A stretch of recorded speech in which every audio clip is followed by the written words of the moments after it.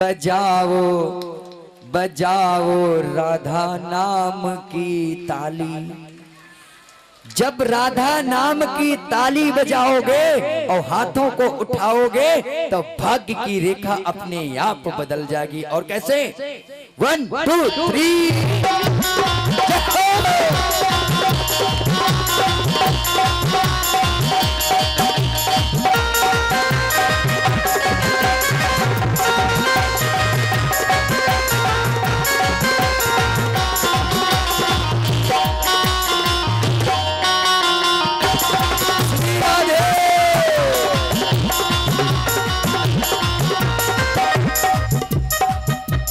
जैसे हम हाथों को उठाए हैं ऐसे ही रखना।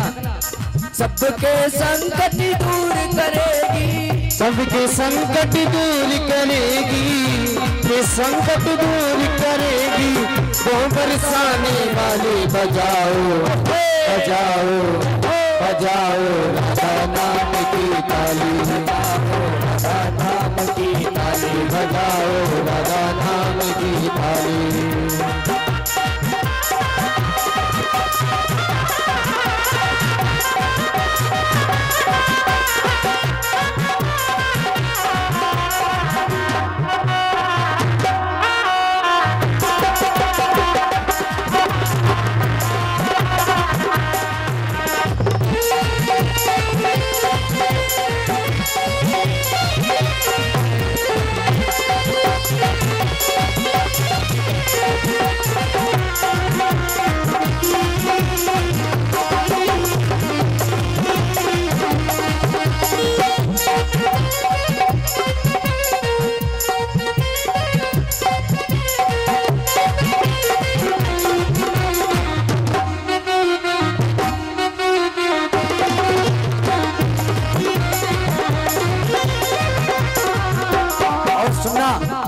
राधा नाम जो है इसका असर होता है आज नहीं तो कल, और कल नहीं तो परसों इसका असर जरूर होगा।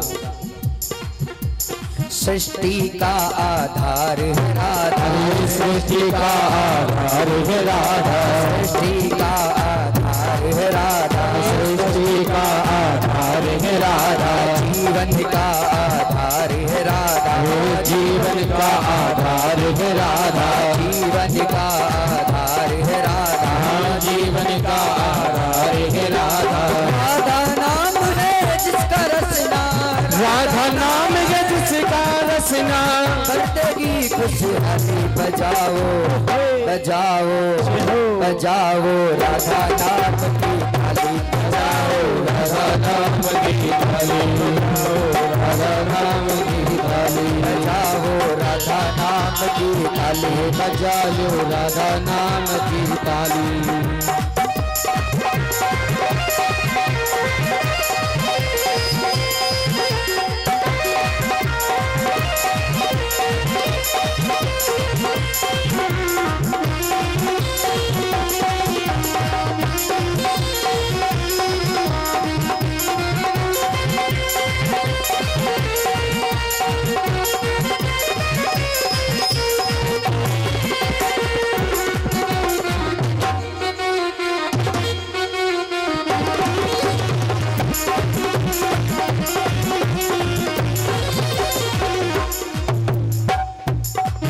अब राधा नाम को श्रवण करना। जब आप राधा नाम की ताली बजाओगे तो आपके जीवन में खुशहाली आएगी। जब राधा नाम की ताली बजाओगे तब आपके घर में खुशहाली आएगी। और सुनना, एक गांव की भाषा में, क्योंकि मैं गांव में भी कथा कहता हूं तो थोड़ा सा गांव जैसा भी सामग्री लेके चलना पड़ती है, क्योंकि गांव में पूछ लेते हैं ऐसे ऐसे वर्ड की पता ही ना हो। कहते हैं कि महाराज भजन की शोभा ताली से होती है। सुनना, ससुराल की शोभा साली से, अगर ससुराल में साली ना हो तो वो ससुराल अच्छी नहीं होती। क्योंकि जीजा जी आए, अब जीजा जी बोलने वाली ही ना है तो साली ही नहीं है, तो फिर ससुराल में जाने का मन ही नहीं है। सुनना, ससुराल की शोभा साली से। जवाब आप लोग दोगे, मैं केवल बोलूंगा। ससुराल की शोभा और भोजन की शोभा थाली से। अगर आपके हाथ में भोजन रख दिया जाए, कह दिया जाए खाओ, तो क्या आप भोजन खाने में मन लगेगा? आप कितना भी खा लोगे फिर भी पेट नहीं भरेगा। और भजन की शोभा ताली से, तो खड़े करो दोनों हाथ।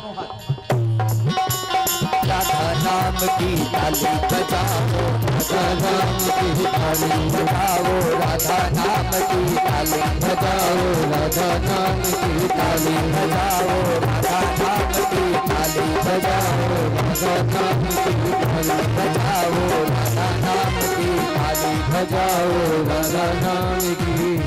और कहना है प्रेम सुधा बरसाने वाली, प्रेम सुधा बरसाने वाली, करुणा रस झलकाने वाली, करुणा रस झलकाने वाली, प्रेम सुधा बरसाने वाली, प्रेम सुधा बरसाने वाली, करुणा रस झलकाने वाली, करुणा रस बरसाने वाली। तन मन शीतल कर दे जिसका, तन मन शीतल कर दे जिसका, तन मन शीतल हो जाए जिसका, मन शीतल हो जाए जिसका। अरे भर दे झोली खाली बजाओ, बजाओ, बजाओ ना, बजाओ राधा नाम की थाली, राधा नाम की, बजाओ राधा नाम की थाली, बजाओ राधा नाम की थाली।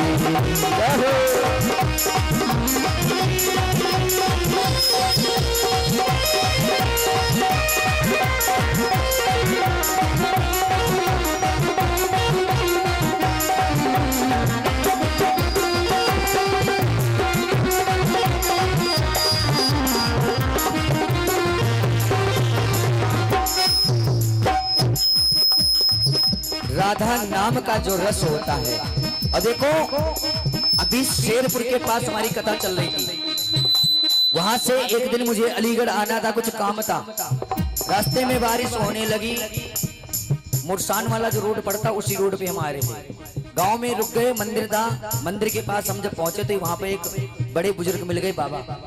कहने लगे महाराज कहाँ चल रही है कथा? मैंने कहा कथाएं तो हर जगह चलती हैं, और कथा चलती नहीं है, कथा को हम कहते हैं और कथा को हम लोगों तक पहुंचाते हैं। और कथा चलती का मतलब कोई इंसान है जो चल रही है। मैंने कहा महाराज जी ये भगवान का नाम है और सत्संग है, संतों का संग है, तभी तो सत्संग है। फिर कहने लगे महाराज मुझे एक बार बता दो राधा जी का विवाह हुआ है या नहीं? फिर दूसरा प्रश्न किया महाराज ये और बता दो कि राधा जी बड़ी थी कृष्ण से या छोटी?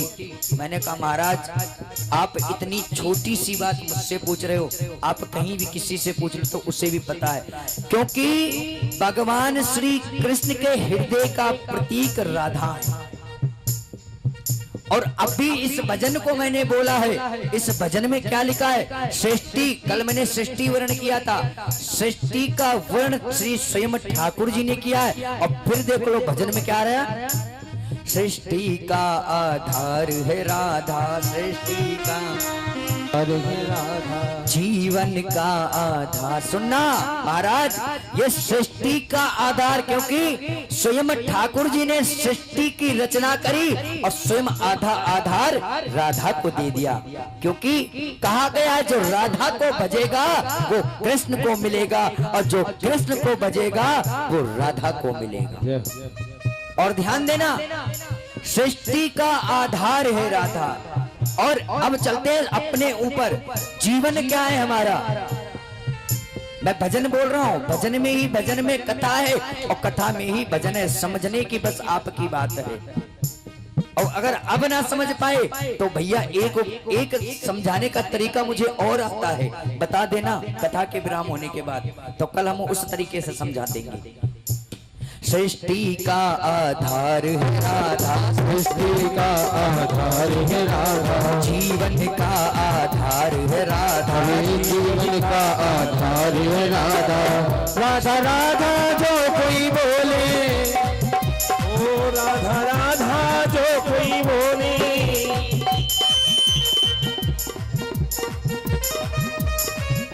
ये सृष्टि का आधार कौन हो गई? राधा। और सृष्टि के रचयिता कौन है? कान्हा ठाकुर जी। अब जीवन के आधार, आधार का मतलब क्या होता है? अर्धांगिनी। मतलब जब भगवान शंकर का विवाह हुआ तो भगवान शंकर के विवाह के साथ जब फेरे पड़े तब माता पार्वती शंकर जी की अर्धांगिनी हो गई। सुनना, जब वो अर्धांगिनी है तो आधे इस शरीर के जो मालिक हैं वो हमारे पति हैं और आधे शरीर के मालिक जो हैं वो हमारी राधा रानी। जीवन का आधार है राधा, जीवन का आधार है राधा, जीवन का आधार है राधा, जीवन का आधार है राधा। अब सुनो, ये जीवन जो हो गया इसका आधार राधा है और सृष्टि की आधार भी राधा है। तो अब ये बताओ, स्वयं जब ठाकुर जी के हृदय प्रतीक से राधा है तो राधा का विवाह करने की तो कोई जरूरत ही नहीं। जो राधा है वही कृष्ण है और जो कृष्ण है वही राधा है। और जो राधा को जपता है वही हमेशा सुख शांति, और जो आपको बीमारी लग गई हो उसका इलाज डॉक्टर नहीं कर पा रहे हो तो आप अपने हाथ में 3 बूंद जल ले लेना और 2 अक्षत रख लेना और 1 का सिक्का, अगर सिक्का नहीं तो 1 सोने का वर्ण धातु उसको रख लेना और किसी योग्य ब्राह्मण के पास जाकर के संकल्प करवा लेना और कह देना, महाराज संकल्प इस पर्पस से करो कि जब तक मेरा रोग ये समाप्त नहीं होगा तब तक मैं राधा का नाम जपना नहीं छोड़ूंगा। और जैसे ही तुम इस बात का संकल्प ले लोगे आपके जीवन का रोग कट जाएगा और आपको राधा रानी निरोग कर देगी। बोलो राधा रानी की, बोलो बांके बिहारी लाल की। ये राधा नाम का रस है। और कल भी मैंने बताया था, हर रोज बताता हूं, आप भरोसा करो ठाकुर जी पे और राधा रानी पे। और भागवत में भी यही लिखा है, क्योंकि कलयुग में ना दुआ ही करेगी। दुआ का मतलब दवा कम और दुआ ज्यादा।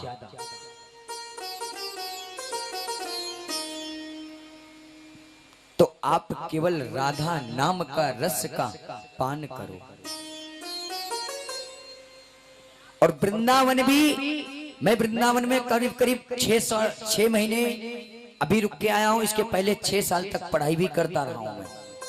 अटल्ला चुंगी उड़िया बाबा आश्रम, वो मेरा आश्रम है। वहां पर भी गुरुकुल के बच्चे कुछ रहते हैं पढ़ने वाले।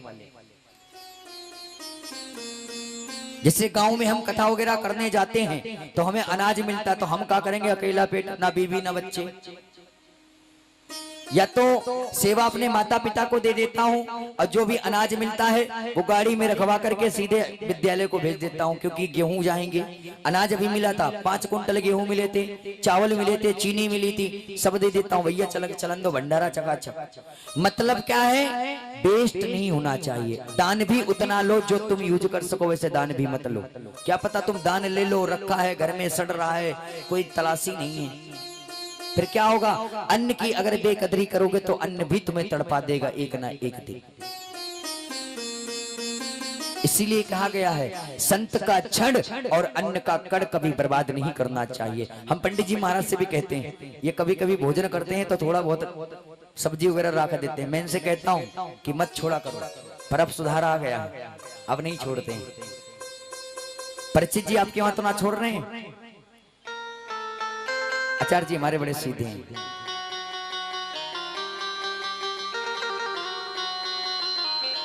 परिचित जी महाराज कथा कहाँ चल रही मैं भूल गया, बता दो, कोई भी बता दो। जो बताएगा उसको भागवत की पेटी से एक माला मिलेगी, आप समझ लो।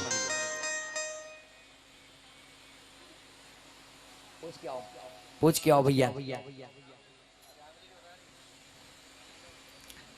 अजामिल महाराज पे कथा चल रही थी। माता जी के लिए जोरदार ताली बजाओ। ऐसी माताओं को मैं यहीं से राधे राधे कहूंगा, जो भी भक्त बैठे हैं सभी को। अजामिल महाराज जब संतों का अपमान किया तो संतों ने कहा मुझे दक्षिणा नहीं चाहिए, अगर कुछ देना चाहते हो तो बस इतना मैं कहता हूं कि जब तुम्हारे घर में संतान हो इसी का नाम नारायण रख देना।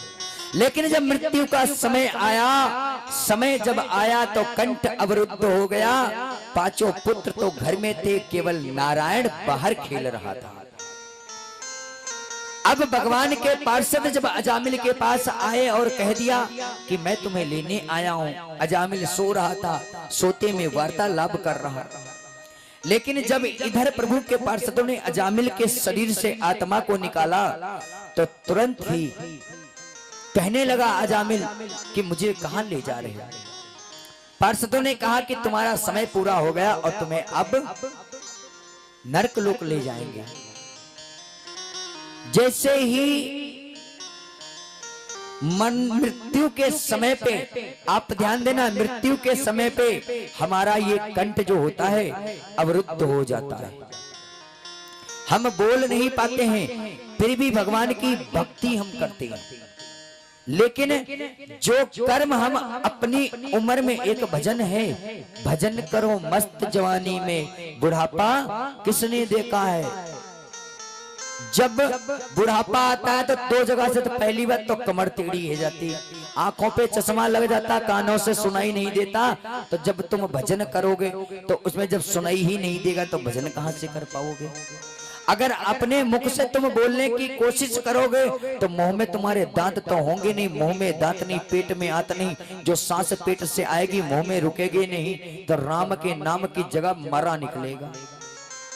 तो भगवान की भक्ति किसी भी प्रकार में कैसे भी करो, पर करो ओ। जैसा आज अशुद्ध निकल रहा है तो कल शुद्ध निकलेगा।